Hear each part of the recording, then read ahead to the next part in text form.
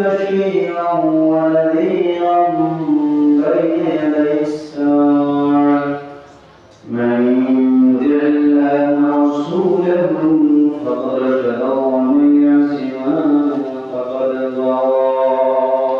أما بعد أعوذ بالله من الشيطان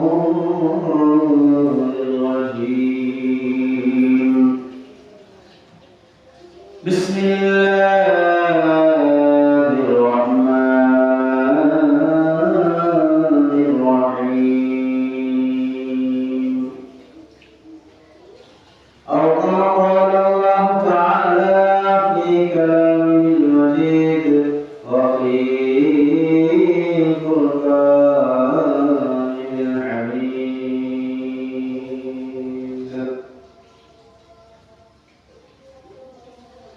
إنا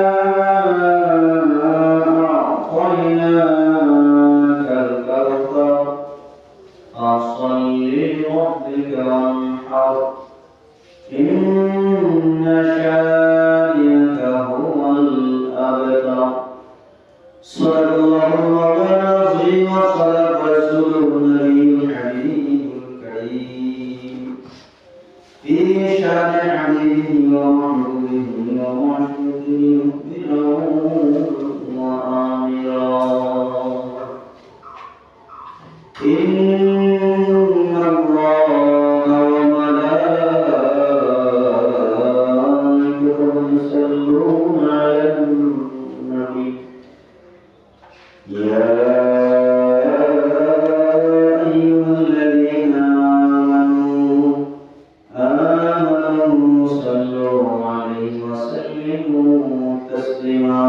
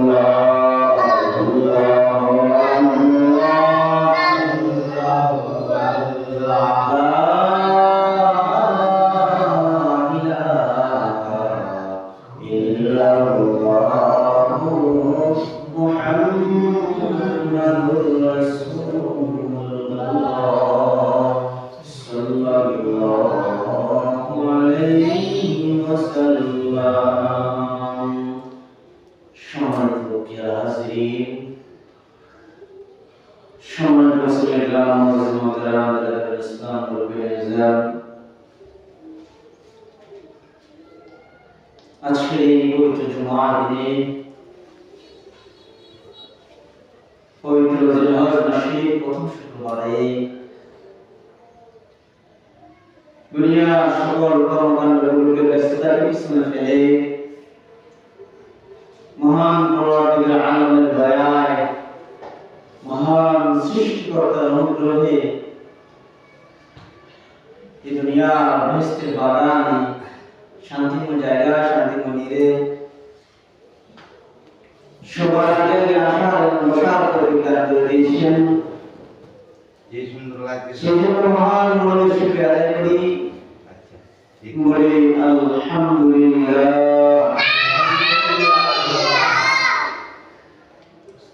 আর শুকর আদায় করি যে মহান মনিব, যে মহান সৃষ্টিকর্তা আমাকে আপনাকে শ্রেষ্ঠ সৃষ্টি মানবকে জন্ম দিয়েছেন। শুধু তাই নয়, তার প্রিয় নবীর আম্বিয়া, নবীর মুরসালিন, খাতামুন নবিয়্যিন, সর্বশেষ এবং সর্বশ্রেষ্ঠ নবী, প্রিয় নবী মুহাম্মদ রাসূলুল্লাহ সাল্লাল্লাহু আলাইহি ওয়াসাল্লামের শ্রেষ্ঠ উম্মত হিসাবে বিনা নমস্তে বিনা আদায় কবুল মঞ্জুর করে দিয়েছেন। সেই জন্য কালিমাত শুকর আদায় করে একবার জোরে বলি আলহামদুলিল্লাহ।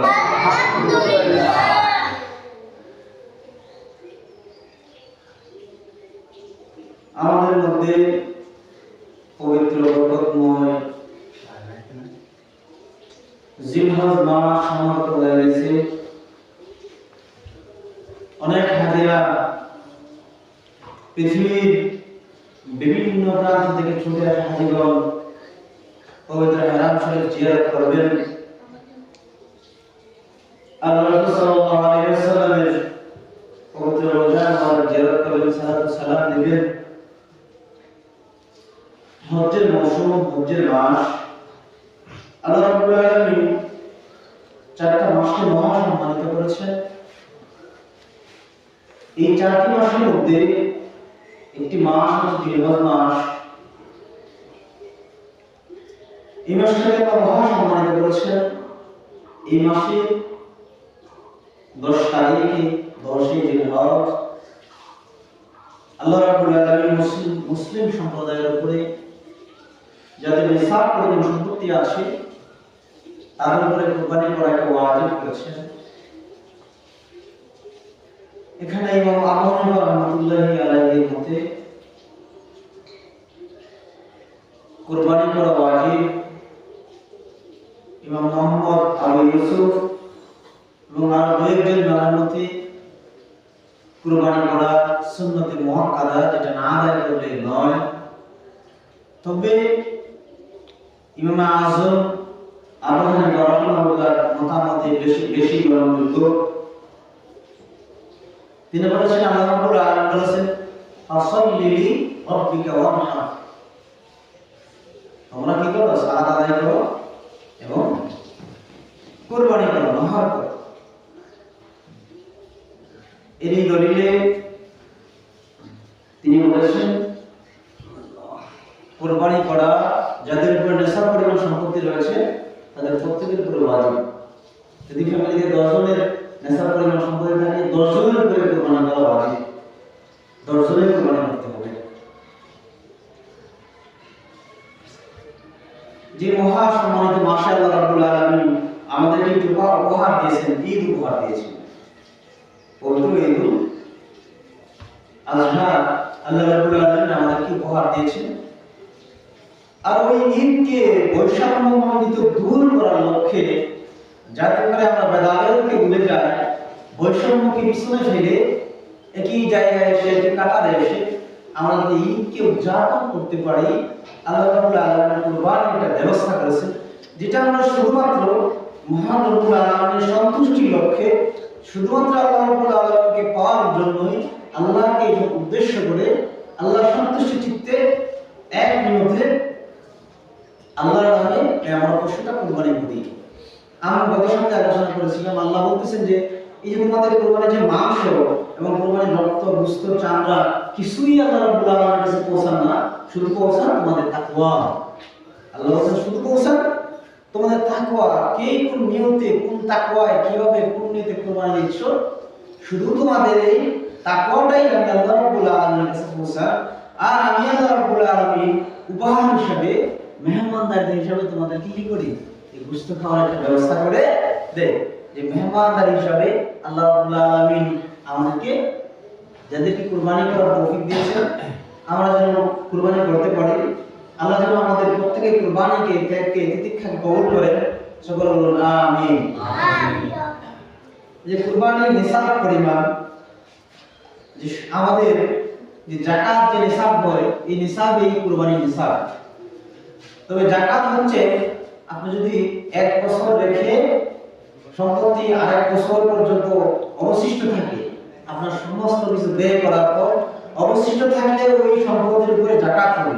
আর কুরবানি হচ্ছে জিলহজ মাসের 10 তারিখ যেদিন থেকে শুরু হলো সূর্যাস্ত থেকে নিয়ে, এবং 13 জিলহজ, 10, 11, 12 জিলহজ মাগরিব পর্যন্ত যাদের কাছে নিসাব পরিমাণ সম্পত্তি থাকবে, টাকা পয়সা থাকবে, দণ্ডদৌলত থাকবে, তাদের প্রত্যেককে কুরবানি করতে হবে। কুরবানি সম্পদ 1 বছর ঘোরার কোনো শর্ত নেই। যদি 3 দিনের ভিতরে 1 দিন হয়ে যায় তাহলে আপনাকে কি করতে হবে, কুরবানি দিতে হবে, না হলে গুনাহগার বা ওয়াজিবের বরখেলাপ হবে। এ হচ্ছে কুরবানির নিসাব। যে আমরা এখন নিসাবটা কিভাবে নির্ধারণ করব, আমাদের যে বর্তমান যে স্বর্ণ বা রূপ মার্কেট মূল্য রয়েছে, কিছু স্বর্ণ, কিছু রূপ, কিছু জমি জমা রয়েছে, বা শস্যাদি রয়েছে, ফলন রয়েছে, এগুলো মিলিয়ে যদি 3,50,000 টাকা বা তার আশেপাশে বা তার চেয়ে একটু কম হয়, তাহলে বর্তমান বাজার অনুযায়ী আপনার উপরে কুরবানি করা ওয়াজিব হবে। এটা হচ্ছে টাকার হিসাবে।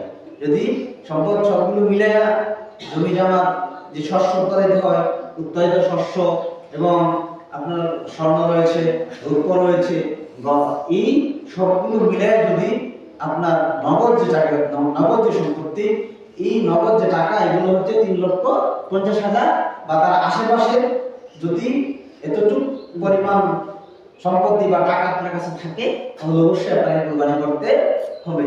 এখন আপনার গরুর উপরে কিন্তু এগুলো হিসাব করলে হবে না। গরুর হিসাব হচ্ছে যদি আপনি বাণিজ্যিকভাবে গরু খামার করেন, ধরুন আপনি 3 মাস অন্তর অন্তর গরু ক্রয় করেন বা বিক্রয় করেন, এটা হচ্ছে ব্যবসায়িক খাত। তো ব্যবসায়িক খাতের সম্পত্তি ব্যবসায়িক খাত হিসেবে ধরতে হবে। আর এমনিতে গরুর নেশা হচ্ছে যদি 30টা গরু কারোর কাছে থাকে, গোয়ালে 30টা গরু থাকে, তাহলে ওই ব্যক্তির উপর কি করতে হবে, একটা গরু ওখান থেকে কুরবানি দিতে হবে। ওই ব্যক্তির জন্য ওখান থেকে একটা গরু কুরবানি করা ওয়াজিব। আর যদি ছাগল বা ভেড়া বা 40টা থাকে, তাহলে একটা কুরবানি করা কি ওয়াজিব। এই হচ্ছে নিসাব। এখন আমাদের মনে প্রশ্ন জায়গা, আমাদের কই ভাগে কুরবানি করলে সহি হবে, শুদ্ধ হবে। যে আমাদের আল্লাহ সাল্লাল্লাহু আলাইহি ওয়াসাল্লাম থেকে আমরা একটা হাদিস বর্ণিত হয় যে রাসূল সাল্লাল্লাহু আলাইহি ওয়াসাল্লাম বলেছেন একটা গরুতে সর্বোচ্চ 7 ভাগ করা যাবে। একটা হচ্ছে 7 ভাগ। এক হাদিসে আছে আল্লাহ সাল্লাল্লাহু আলাইহি ওয়াসাল্লাম এক সময় সফরে ছিলেন, ওই সময় কুরবানির সময় হয়ে গেছিল। তখন রাসূল সাল্লাল্লাহু আলাইহি ওয়াসাল্লাম একটা উটকে 10 জনকে অংশীদার হওয়ার জন্য সুযোগ করে দিয়েছিলেন। এটা যখন সফরে ছিলেন, সফর অবস্থায় 10 জনের একটা উটকে কুরবানি দেওয়ার অনুমোদন দিয়েছিলেন। কিন্তু গরুতে 7 জন, গরুতে কয়জন, সর্বোচ্চ 7 জন, এর উপরে দেওয়া যাবে না। সর্বোচ্চ 7 জন, এর উপরে দেওয়া যাবে না। যদি এর উপরে দেওয়ার দ্বারা হয়, তাহলে এটা কুরবানি হবে যে খাওয়ার নিয়তে দিলাম, খাওয়ার নিয়তে দিলাম। আমাদের সমাজে হয় দেখা যায় যে 10 জন 15 জন মিলে 2,000 টাকা দিলাম বা 3,000 টাকা দিলাম, দিয়া একটা গরু কুরবানির দিন কি করলাম, কুরবানি দিয়ে দিলাম। এটা আসলে কুরবানি হবে না। 7-এর উপরে, 7 জনের উপরে যখন 7-এর উপরে যখন হয়ে যাবে, তখন আসলে কি হবে না, কুরবানি হবে না। এটা দ্বারা এটা কুরবানি হবে না। যে আমরা যে গোশত খাওয়ার জন্য কুরবানি দিলাম, এই নিয়তে, কিন্তু কুরবানি নিয়ত করলে কুরবানি হবে না। আমরা গরুর বয়স সম্পর্কে জানতে চাই যে গরুর বয়স কতটুকু হলে আমরা কুরবানি, বা আমাদের যে মুসান্নিগুলো, আমাদের যে পশুগুলো আছে, এই পশুগুলোর বয়স কতটুকু হওয়া দরকার। যে রাসূল সাল্লাল্লাহু আলাইহি ওয়াসাল্লাম হাদিস থেকে আমরা পাই যে মুসান্নি, আমাদের যে পশুগুলো হবে, মুসান্নিগুলোর বয়স গরুতে একটা গরুতে 2 বছর পূর্ণ হয়েছে, 3 বছরে পদার্পণ করেছে, ওই গরুটাকে কুরবানি দিতে হবে। এখানে আমরা যে গরুর দাঁত দেখি 2 দাঁত 3 দাঁত 1 দাঁত, দাঁত লক্ষ্য নয়, মূল লক্ষ্য দাঁত নয়, মূল লক্ষ্য হচ্ছে গরুর বয়স। গরুর বয়স কতটা হয়েছে? 2 বছর পূর্ণ 2 বছর হওয়ার পরে 3 বছরে যখন পদার্পণ করবে তখন ওই গরু দিয়ে ওই পশু দিয়ে কুরবানি করা যাবে।